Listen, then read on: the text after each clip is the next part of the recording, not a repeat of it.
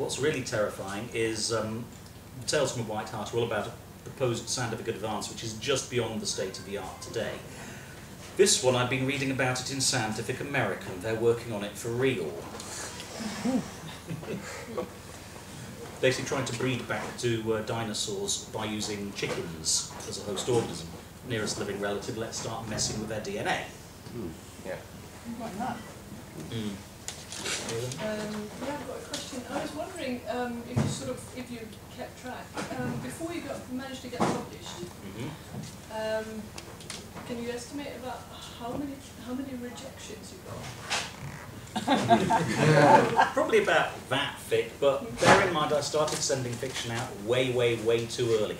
It is a bad idea to start sending short stories to places like Interzone when you're 14. Yeah, so I probably didn't speed the process up any. Anyone else? On the same topic, how many novels and how many short stories have you written that will never ever see the light of day?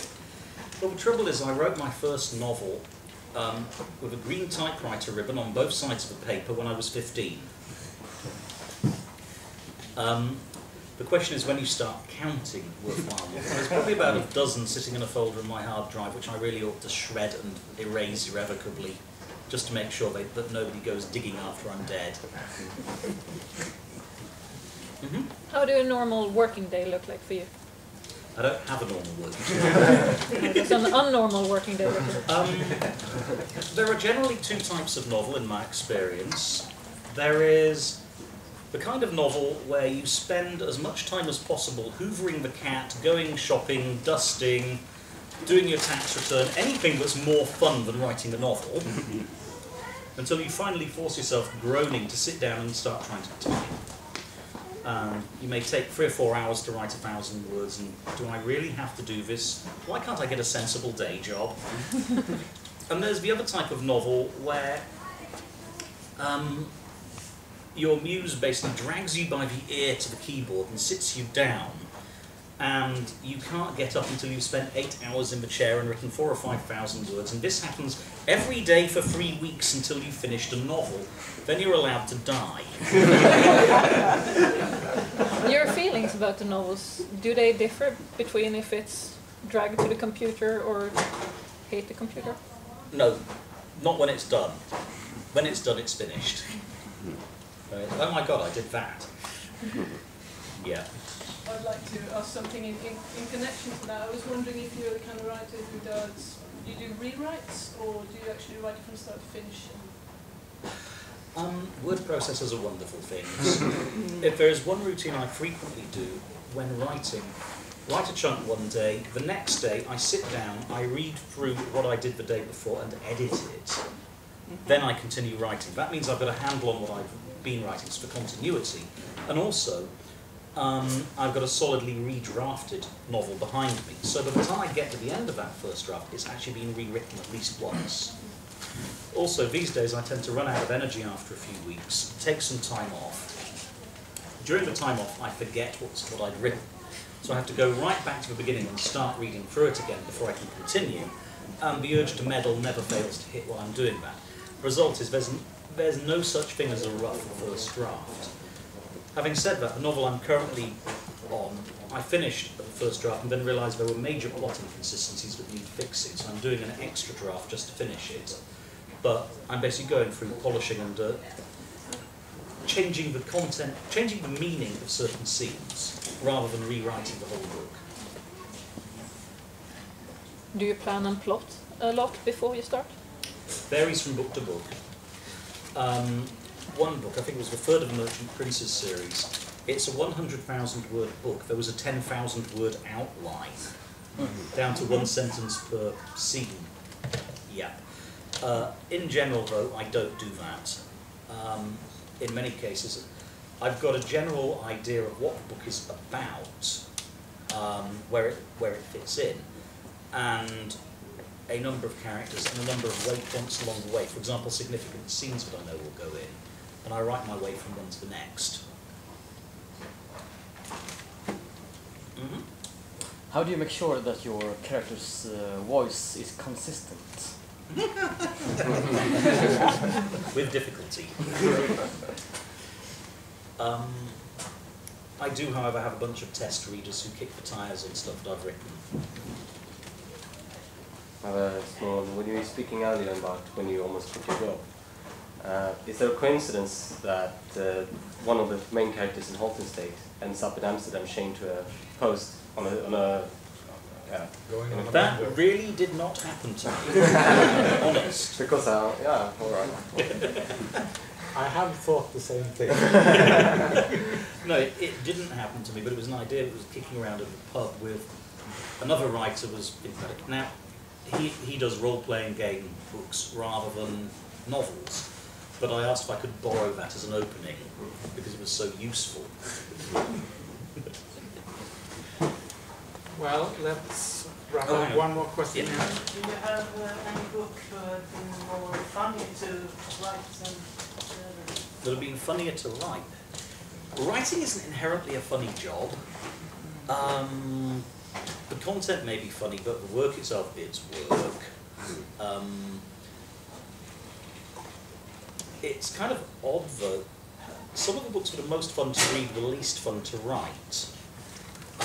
When I was writing Saturn's Children, for example, I was deliberately doing a tribute to Heinlein's Friday, and I was throwing in as many really bad jokes about sex robots as I could think of. But it was really a tedious chore. It was sort of, must I do this? And one more question here. Yes, one last question. I have come to understand that in America at the moment, the e-books are right now selling more than paperbacks and so on. That's rubbish. Rubbish? That is actually coming from Amazon. All right. Amazon have 70 to 80% of the US ebook market. Amazon may actually sell as many or more ebooks than they do paper books, but they've got 70% of the whole market for ebooks, and they're a minority player in paper books. Yeah? But isn't there minority players in ebooks as well? Let me add also, in these figures, Amazon include books that are 99 cents that are basically self-published. There's quite a lot of people who will buy anything as long as it's cheap. In terms of what we're actually seeing in revenue, right, I'm on a mailing list called SF Novelist, which is basically to working science fiction novelists, and we've been comparing notes, and basically, ebooks are not insignificant. They're good for between 8 and 9% of revenue at present.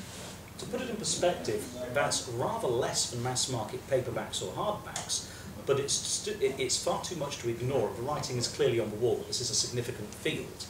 That's why in the past 18 months, the publishers have been falling over their own feet in a hurry to get on the program. But no, the thing about ebooks outselling all other books is nonsense. So what do you see in the future then? What will happen in like 10, Okay. 20 years? The book business, think of it as a logistics and marketing thing, a series of pipes running from publishers, or actually from authors through to the public. There are two ways books are sold. The first is trade books, where your bookstore receives a carton of books from the publisher of a warehouse. They can sell the books. They've got about 90 days or 120 days to pay for the books. If they aren't sold, well, they've got to pay for them after 90 days or 120 days, depending on the terms, or return them. That's trade books. Trade books are returned to the warehouse if they're unsold, or somebody's got to sell them. The other mode is called the mass market, where books are sold like magazines. A bunch of them are shipped to a bookstore. They are sold up until a date on the package, at which point they go off sale. They're not worth shipping back to a warehouse. They're time-expired goods. It's like tubs of yogurt. What's supposed to happen is that the bookshop rips the cover off and returns a set of covers in a rubber band for credit off what they're meant to pay the publisher. Now, in the UK, the mass market disintegrated in 1991 and has never come back. This is a British book. Americans would call this a mass market paperback. It's actually a trade paperback in a format, the mass market size.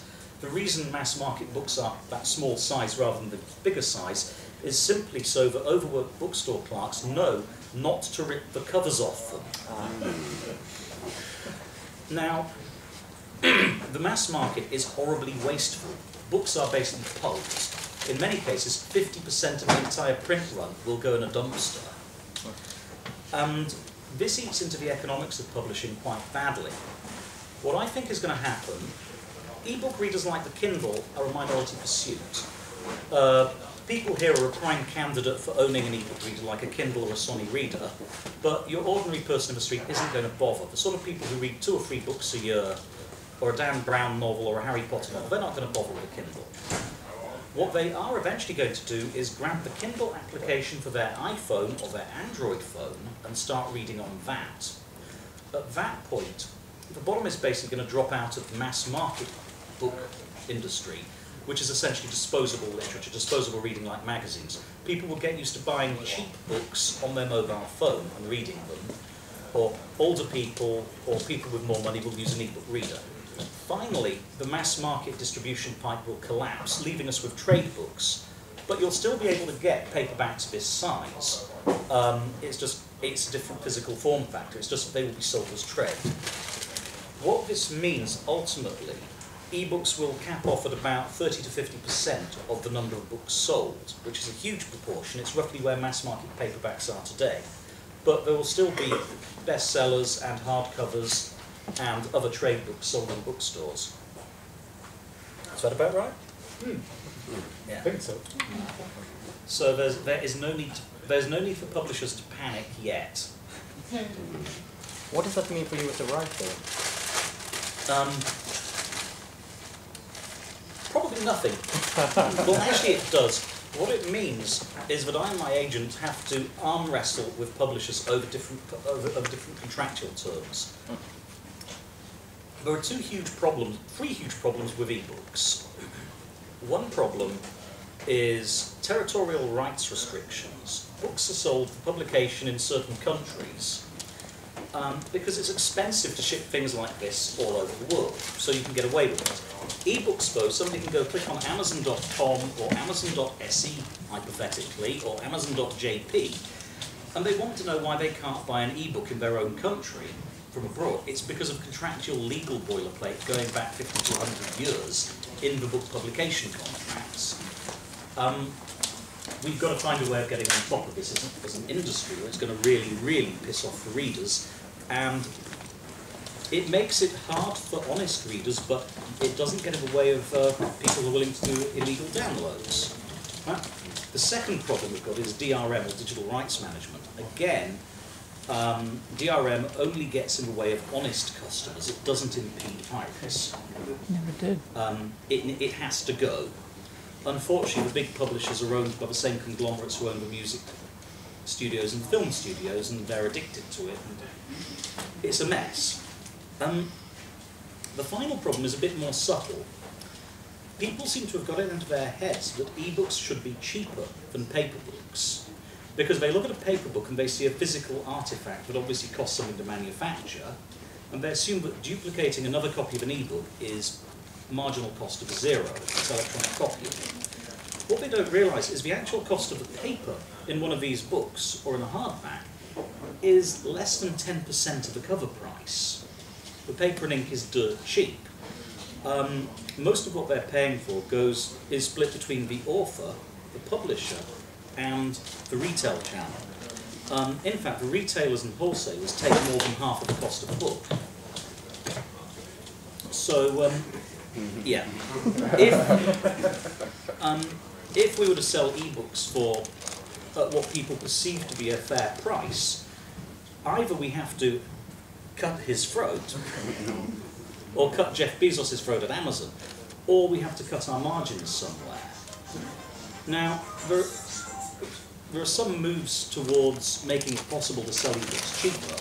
One of these moves is to pay the author a bigger royalty percentage and cut margins elsewhere. But we're still we're still seeing how the whole thing shakes out. But just because it's an electronic book, it doesn't mean you can do without editing, proofreading, book design so that it's actually readable on screen, some kind of cover, if nothing else, so you've got a thumbnail to look at on Amazon when you go to browse for it. All this stuff does actually cost money, and While there's a perception that the author's name on the cover is the only person who contributed to a book, it's not actually true. I have looked into whether I could self-publish effectively. Yes, I could if I wanted to write half as many books and spend an awful lot of my time being a publisher instead. So there are problems with e-books. And there, I'm afraid we have to draw the line for questions. Can I just make a comment? To have your book signed. There's a panel tomorrow already on e-book, e-publishing. Oh yeah. Yeah. I'm opinionated. And the Eurocon.